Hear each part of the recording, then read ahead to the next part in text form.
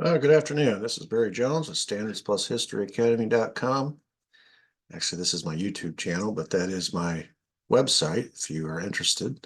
I will put StandardsPlusHistoryAcademy.com, the link to my website, in the comments section of every YouTube video going forward from here. I teach online history.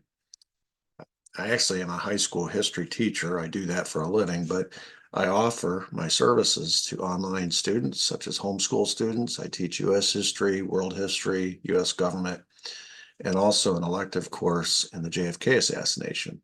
All the materials are on my website. If you want to access those materials, purchase those materials and teach them yourself, that's an option, or you can hire me to teach it online.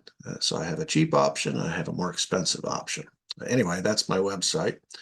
And we are currently in the JFK assassination series, and we reached the subject of Lee Harvey Oswald yesterday, or in episode 16, we talked about the U-2 plane being shot down, and how Oswald was sent to Russia. That was his mission, to give up the military secrets, the radar secrets, to enable the Russians to shoot down that plane.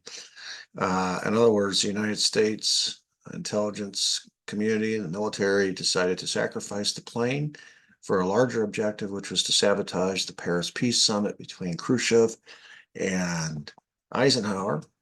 And that way the Cold War continues, and the military and the intelligence community and the military industrial complex, all those involved in the armaments industry, continue to reap a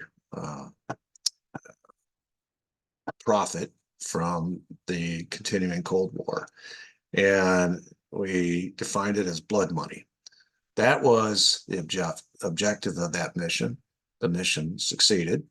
And today, the question we want to ask is, how did the KGB, once it realized that it had been, for all intents and purposes, snookered by the CIA and by Oswald, how did the KGB turn what was a negative into a positive? How did they flip the script or turn the tables on the CIA? Because they had a couple options. They had a decision to make. Once they realized that Oswald was a fake defector, once they realized that Oswald had been sent on a mission, once they realized Oswald's mission has succeeded and that they had played their part in it succeeding, the KGB has a decision to make at that point. And they can make a short-term decision or a long-term decision. And the KGB, as we will discover, had a long view of this. Pictured here is a woman named Marina Prusakova. Marina Prusakova, we'll get into her background a little bit in a minute, but here you see her top left, pictured with a very young Lee Harvey Oswald. This is a whirlwind romance. And when I say whirlwind, I'm talking from the time they met to the time they were married is about 30 days. So it's a incredibly fast engagement, if you want to call it that. As you can see, she's fairly young. Just some pictures of her, random pictures of her and Lee around different places in Russia. Obviously, the top two pictures are taken in Marina's home where she lived. And this is a big part of the KGB counteract. Marina factors heavily into this. What we're going to be discussing today is something the Warren Commission and subsequent investigations into the JFK assassinations did not want to touch with a 10-foot pole. They did not want to discover too much about Marina. They were terrified what they would learn, if you want to put it bluntly. So we're going to attempt to unwind a little bit of that today and see how clever the KGB was in turning this around. Let's look at the timeline just so you can kind of get a sense for how things are happening and when they're happening. August 16th of 1959, Oswald was a Marine. the very next day, he goes in and he seeks his discharge, which, as we learned, as he was told by his superior officer, is hard to get, a hardship discharge. A lot of documents need to be secured, affidavits. There's going to be an investigation. It usually takes 90 days, and that's best case scenario. So it didn't take 90 days, and it didn't require all the investigation, all the legal loopholes, or all the legal steps and maneuvers normally required. In this case, everything was expedited, and on September 10th, he gets a passport to go to Cuba and Russia, and the next day he gets his discharge, an honorable discharge. So if you look at the dates there, August 16th till September 11th, it's not even a full month. It's 3 weeks. So the timing here is interesting because I'm sorry, it was August 17th when he sought his discharge. So from August 17th to September 11th, barely 3 weeks. And in that 3 week period, he, like the day after he sought his discharge, he sought a passport to Cuba and Russia. And the day before he gets his discharge, he gets those passports. So even though he made a big to-do about needing this discharge because he needs to go home and take care of his mother, who lived in New Orleans at the time, that's not really the reason. And he ends up, after he gets his discharge on September 11th, 9 days later, he's on a boat to Europe. I showed you the picture of the ship. And so September 20, he's on his way to Europe. By October 16th, he's in Russia. Now, then we go through a period where he has to rely on his training to fool the Russians into buying his story that he's a real defector, not a fake defector. And initially they tell him they're not going to extend his visa. He's going to have to leave. So that's when he fakes his suicide attempt on October 21st. He stays in the hospital for a period of time during which he's talking with the KGB, giving them military secrets. As soon as he gets out, they put him up in a hotel. He stays there Wednesday, Thursday, Friday. On Saturday morning, he goes to the U.S. Embassy. That's when he tells the embassy he's going to renounce his American citizenship. He's also going to give military secrets. Of course, we now know he'd already done that to the Soviets. That was on a Saturday. They told him to return the following Monday. He did not return the following Monday, which means the whole thing was a ruse to fool the Russians. It worked. The following January 4th, 1960, Oswald is rewarded with a luxury apartment in Minsk, a no-show job, which pays him more than the factory director, a monthly stipend from the Russian secret police, the MVD, a 16-gauge shotgun, travel privileges, hunting privileges, on and on and on. He becomes a minor celebrity in the city of Minsk. He's got friends, he's got a job, he's got girlfriends, he's going to parties, he's living it up in his own diary. He admits as such. I've never had it so good, basically. So then 6 months later, barely, May 1st, 1960, the U-2 goes down.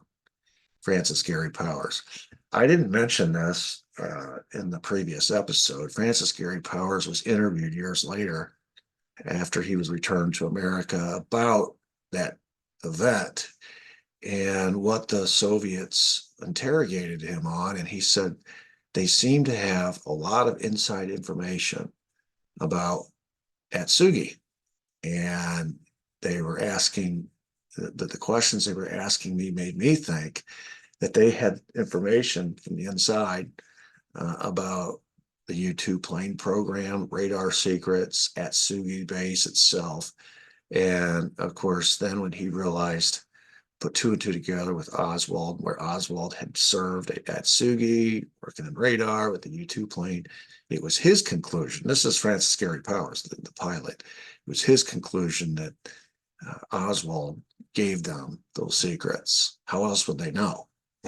And they were striking out in every other attempt to try to get any inside information about the U-2 program. It wasn't until Oswald that all that changed. So just a little anecdotal information about Francis Gary Powers. So that brings us up to May 1st, 1960.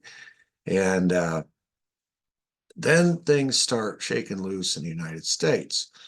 Uh, the Americans, the United States Marine Corps in September decides to change his honorable discharge to a dishonorable discharge. Now, this is because it has become public. We talked about the newspaper articles. He gave interviews after he tried to renounce his citizenship. He threatened to give up military secrets. He gave interviews. And so there were articles back home about this United States Marine and his goings on, what he was doing in Russia. And of course, none of that looked good. And so the U.S. Marine Corps decides we got to change this honorable discharge to a dishonorable discharge, post de facto, basically after the fact, retroactively. And that's because it's become public knowledge what Oswald was doing over there. And then, of course, with the U-2 going down and shortly thereafter, anybody really wants to start digging and figure out Oswald's training and where he served, and then his threat to give up military secrets, and then boom, the U-2 goes down. It's not going to take a rocket scientist to start putting two and two together. So they change his discharge to dishonorable. And in December, Oswald writes a letter to the same embassy that he had gone in a year or so before. He writes a letter to the embassy. Now, he's in the Soviet Union, and of course, he's living in Minsk, and any community, we showed how he was being surveilled, right? They had his apartment bugged. They had it wired for surveillance equipment. They had around-the-clock surveillance by several live KGB officers taking photographs, talking with his friends. They knew what he was up to every minute of the day, and that includes any letters that he would send. The KGB would intercept his letters. And in this letter, he basically makes known to the embassy that he now wants to go home. He wants to go home. And the KGB is fully aware of this because they intercepted the letter and they read it.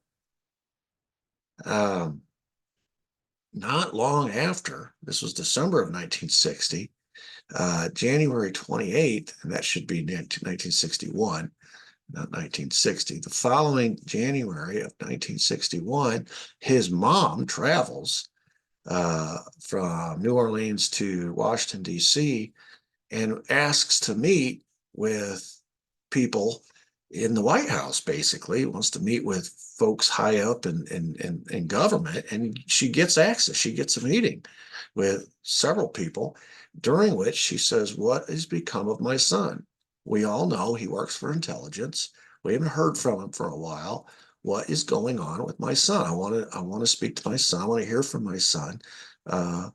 Can you get a message to him, or if he's sending something to me, can you get it through to me?" This is January 28th, 1961.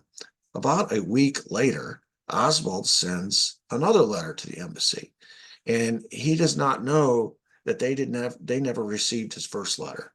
The KGB intercepted it and never let it go through. So he's a little frustrated. And in the second letter, he says, quote, "Since I have not received a reply to my letter of December 1960, I am writing again asking that you consider my request for the return of my American passport," which basically means he intends to use that American passport to go home. So now everybody knows. The KGB knows what his plans are. Now the U.S. Embassy knows what his plans are. His mom rattled a few cages in Washington, D.C., met with some people demanding to know what was going on with her son, because she says, you are his employer. He works for U.S. intelligence. I can't get a hold of him because of where he's at, but you guys can get a hold of him for me. So we got a lot going on here.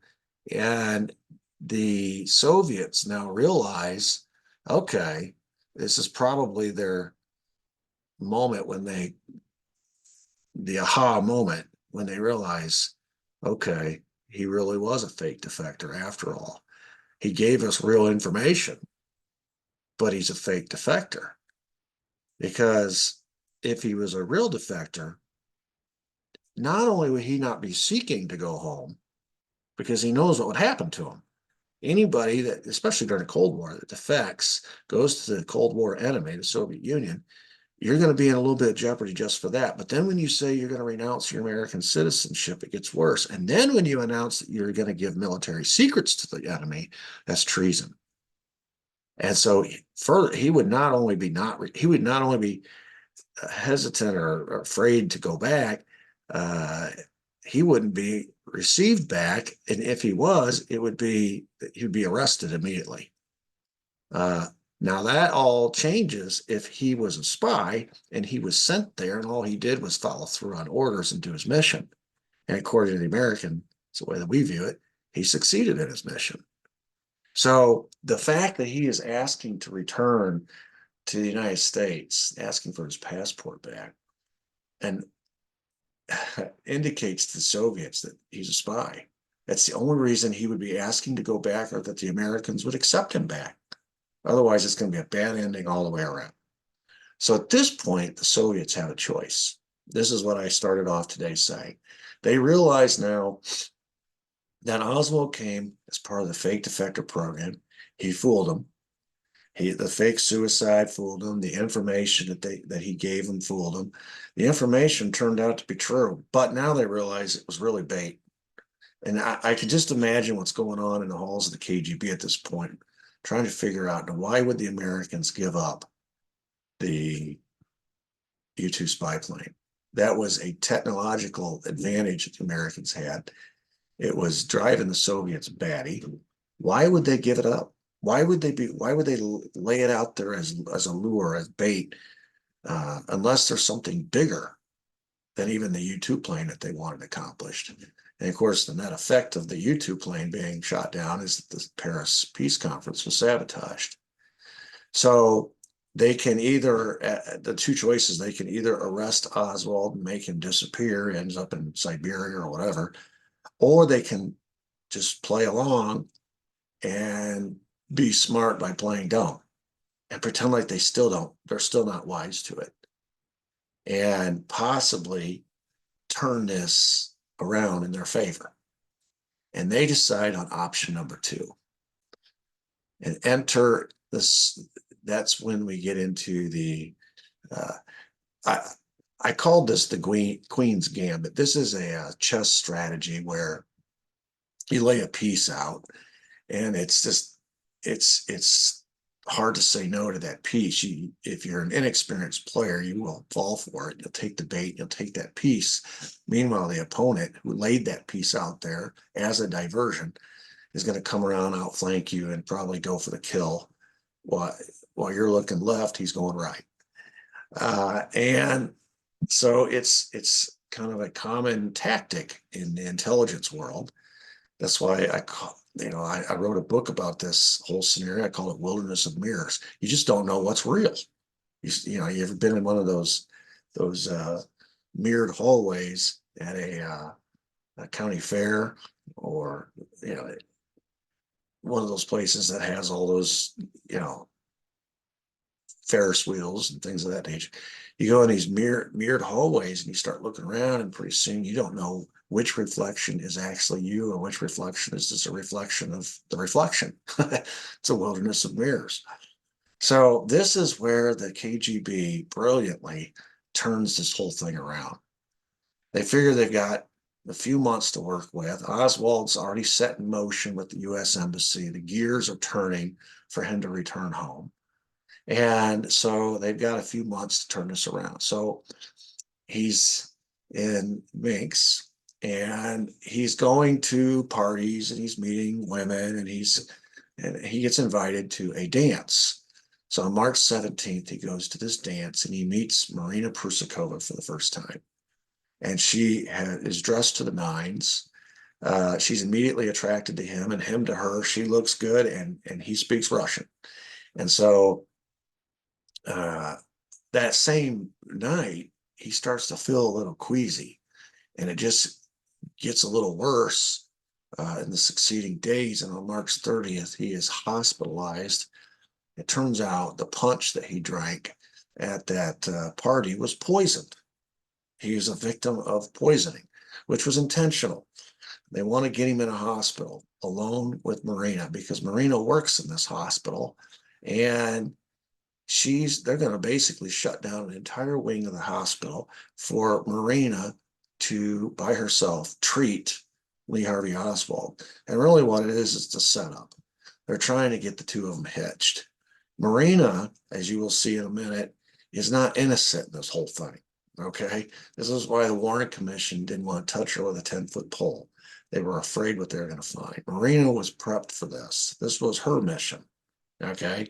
And so she's whining and dining her one patient, and Oswald falls for her. Now, you see the timeline. March 30, 1961, he goes into the hospital, and he's delirious by this point. And for the next few days, all he sees and hears from and is treated by is Marina, and he falls in love with her. On April 11th, so he's in there about 2 weeks, a little less than 2 weeks. In 2 weeks' time, the matchmaking happens. The KGB put their agent in that hospital. They put their target in the hospital first, and then they put their agent in the hospital second to treat the target. And by April 11th, 1961, they're basically in love with each other, or at least Oswald is in love with Marina. And by April 30th, they're married. So from the time he's hospitalized to the time he's married is exactly 30 days, March 30th to April 30th. At which point, 2 weeks later, Oswald writes a third letter to the embassy. This time he says, I've been married. I got married since our last letter. So in this arrangement for me to go home, it's going to have to include my wife. Now, it would already be impossible for him to return under the conditions that we've already laid out if it's just him. The only possibility of him returning is if he's going to agree to be charged with treason. That's not a happy thought, right? Well, now he's asking for permission for not just him to come home without any legal consequences, but also a Russian wife. Now, this is during the Cold War. This is impossible. It does not happen. Okay, I promise you, it does not happen. That was May 16th, 1961. And yet, if you follow the documents, they continue working towards that end. It's like not even a glitch as far as the Americans are concerned. They're like, well, okay, we'll have to add her to the list, basically. Well, time goes by, enough time for her to get pregnant, and she has a daughter. So now it's not just him, it's him plus one plus one. It's 3 people now. And of course, this we find out later is a strategy. The KGB uses this as a strategy to get into America. It's easier to get a family admitted than it is a single man. So this was all planned. Get this American spy married to a Russian spy, and then have a baby born, which no one wants to break up a family. So that adds to the at least the palatability of allowing them back. And they have found that they've had a greater success rate getting their spies admitted to America if they're married and have a baby than if they're not. A few years ago, there was a pretty popular TV show called The Americans. And it was about 2 Soviet spies who came to America, and they settled in Washington, D.C. suburb, and they had 2 kids, and they lived what appeared on the outside to be a completely normal life. He ran a travel agency. Their kids went to American schools. They had American friends. Everything was Americanized, but the 2 were really spies. And they escaped any kind of suspicion time and time again because it's a family. Who would, so it helps in the spy game. So now Oswald is asking for permission for him and his daughter. That's February 15th. By June 1st, 1962, the United States State Department has sent a promissory note along with money to pay for Oswald, his wife, and his daughter to take a train to the coast, take a ship, and make it back to New York. So, and by June 1st, 1962, the same day that the promissory note comes in, they are on a boat heading back to America. Marina for the first time, the daughter for the first time, and of course Oswald is returning. Who is this Marina Prusakova? Well, Marina was living with her uncle. She did not have parents in the traditional sense when Oswald met her. Her uncle was raising her, caring for her. Uncle Prusakova was a ranking member in the Soviet Ministry of Internal Affairs. That's the MVD. Now, if you remember, we've talked about the MVD before. That's who was giving Oswald a stipend in Minsk. Okay, so this is the same agency that is paying Oswald while he's in Minsk. Uncle Prusakova is the daddy or the uncle of Marina, and this was a setup. She met Lee at this dance. Lee becomes ill. He almost died. It was all a ruse. But anyway, she becomes his 24-hour-a-day caregiver, and he becomes infatuated with her, and they get married. During this time, before they were actually married, Uncle Prusakova, who has access to Lee's KGB file, which means he has a copy of the letter where Oswald is saying, I want to go home. And so he knows that this guy, if he marries his niece, he's probably never going to see her again. Oswald's going to take her home to America. And yet, in spite of that, he encourages the romance. The reason he's encouraging the romance is because this is a mission. This is what they do. Uncle Prusakova is in Russian intelligence, and his niece is going to be fulfilling every Russian young person's dream, which is to do something for Mother Russia, and she's going to be marrying an American spy, and she's probably going to be this is her destiny in life, and so he's all for it. He even helped her get all the documents that she would need to leave Russia with her new husband. So, interestingly, Marina also spoke fluent English, which tells you something. All right, think about this now. What are the odds of an American serviceman being trained in the Russian language, being matched up with a Russian girl whose uncle raised her, is in Russian intelligence, who's been trained in English?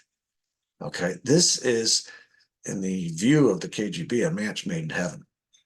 Okay, we got snookered by the U-2 plane.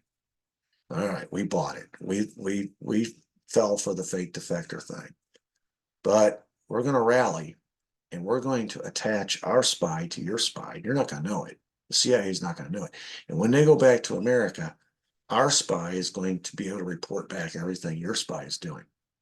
And boy, what an intelligence bonanza that's going to be. And so she is the only purpose a Russian girl would be trained in English is for intelligence purposes. Russians didn't leave Russia in those days. They didn't travel the world. They didn't go on vacations to America. It was an Iron Curtain country. They stayed in Russia. They didn't even have travel privileges, as we've learned. You couldn't go from town to town, much less leave the country.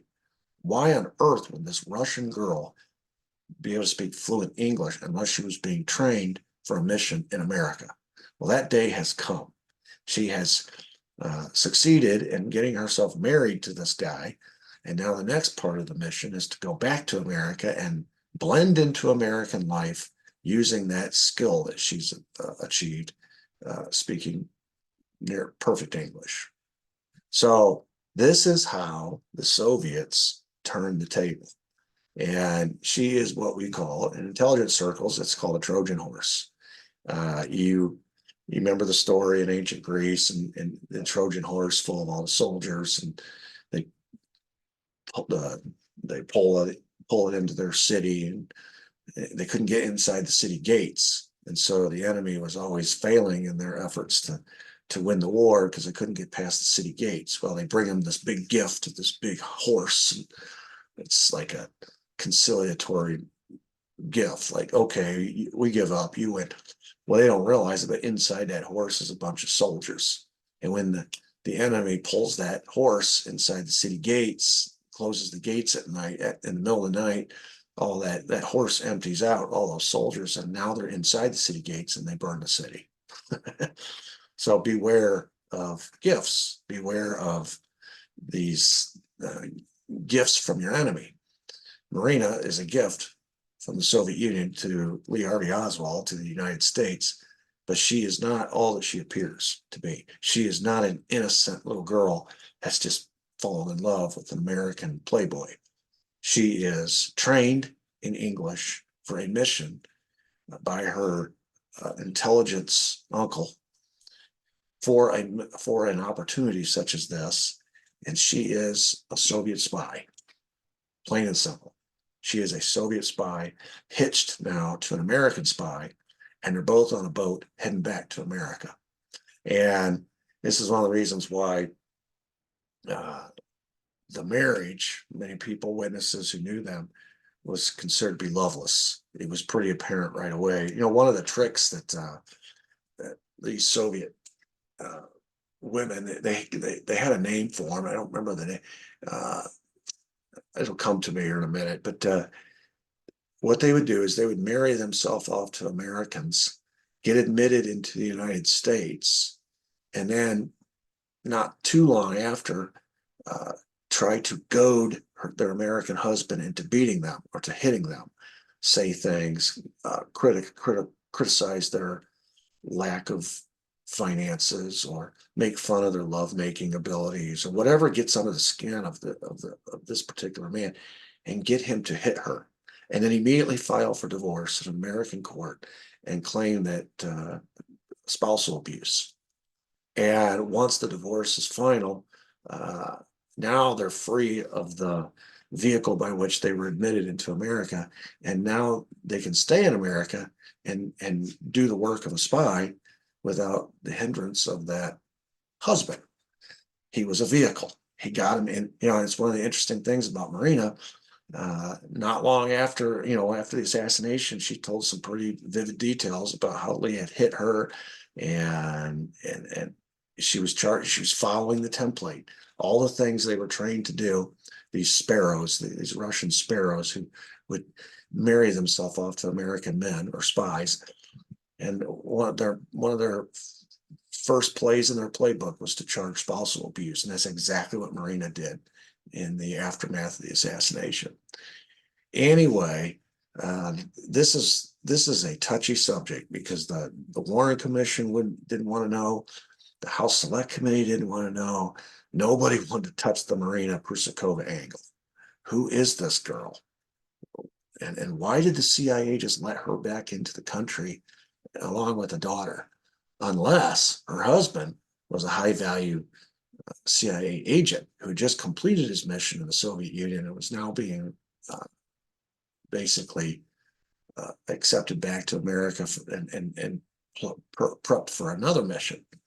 So a lot of intrigue here, but if you follow the goings on of Lee Harvey Oswald, you can see that he is the equivalent of a Houdini.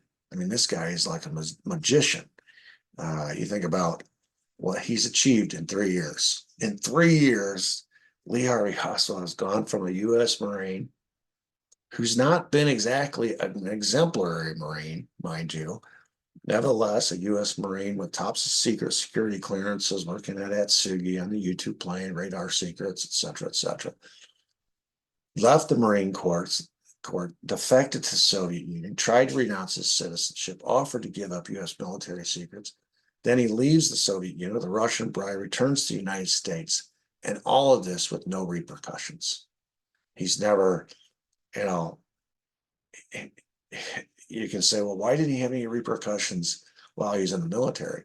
We discussed that in an earlier episode about how he should have had repercussions for the venereal disease. He should have had repercussions for the shooting, the illegal shooting, the assault on his officer. You know, those are opportunities for, in any other person's case, they'd be in the brig.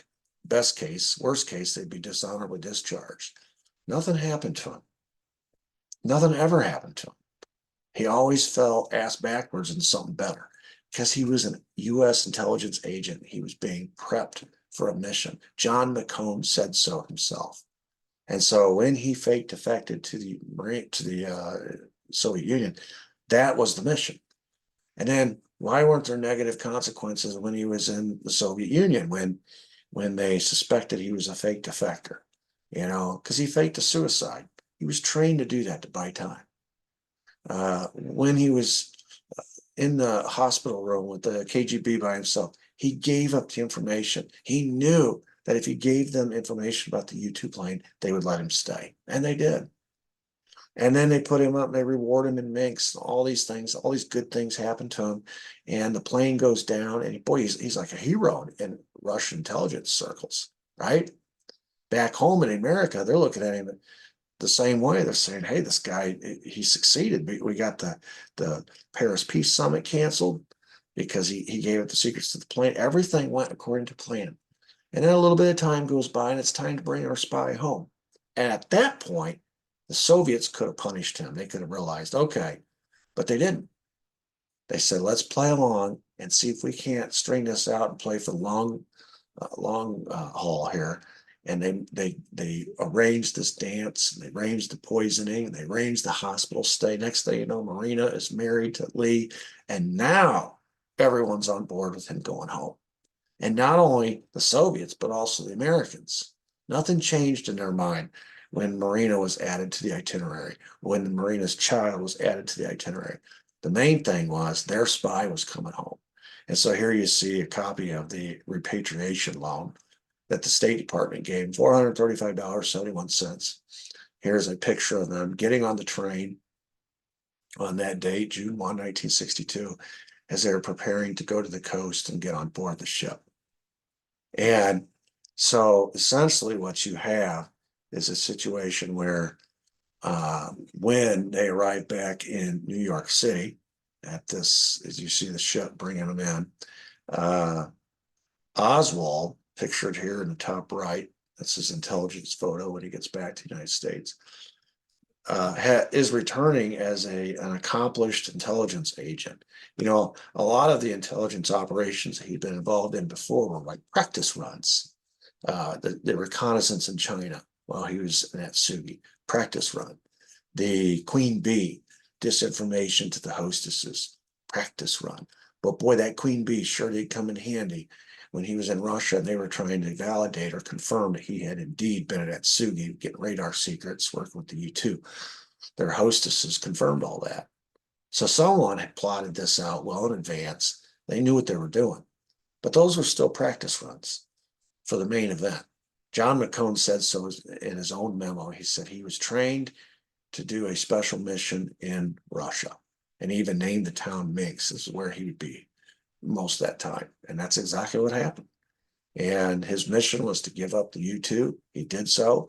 The U-2 was shot down. It sabotaged the Paris Peace Summit, forever ending, at least for that period of time, any peace overtures or agreements between the United States and the Soviet Union, any test ban treaties, nuclear test ban treaties between the two countries.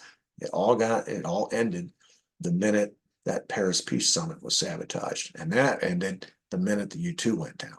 And that was possible the minute Oswald gave up those military secrets, which is only possible because he went to Russia and was able to give up those secrets. So anyway, this is the SS Mazdan, New York City, as it sails into New York City. And this is now Oswald returning to his native land, an accomplished intelligence agent ready for his next mission. If you're an intelligence agent, you don't rest on your laurels. One mission leads to another mission, leads to another, leads to another. So him staying in Russia forever was never a thing. That was not going to happen as far as US was concerned. Once your mission is over, they'll let a little time go by, let things simmer down a little bit, and then they'll bring you back and recall you, and then give you new orders. And so Oswald is returning, and the next phase of the Oswald journey will be on to the next order, now on to the next mission. And that will be an extremely interesting journey as well. I think this, so far, I hope what we've been able to do is establish the fact that Oswald did not just on his own defect to the Soviet Union. He went over there acting on orders. He performed admirably. He completed his mission. He was successful in his mission.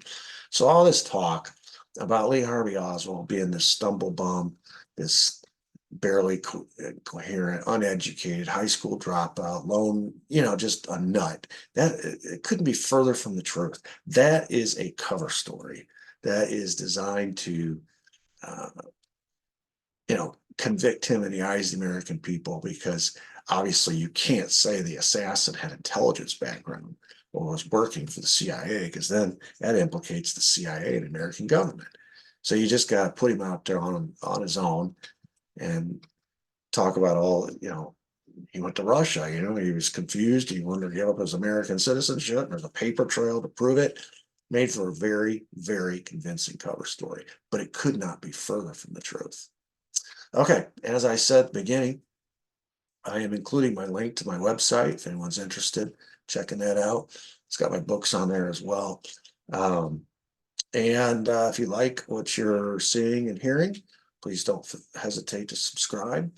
It's free, or hit the notification bell and give me a thumbs up if you feel like it deserves it. Also, don't be hesitant to comment in the comment section. These are YouTube videos. I get emails instantly when somebody comments. I like to interact, and I'm hoping that this causes some dialogue and back and forth. I know when I teach this in my history classes, that's the most exciting part for me, and I think for my students, is the dialogue it creates back and forth. I can teach all year long about all the standards leading up to, that the state requires us to teach. And it's very difficult to get any back and forth with my students. Boy, I start teaching JFK and the questions just start coming. And so if you didn't watch my very first introductory video, you don't know this, but I try to fashion all of these little videos around a particular question that has been asked me by my students at some point in time over the last 25 years. So with that, until next time, hope everybody has a great day. Thank you.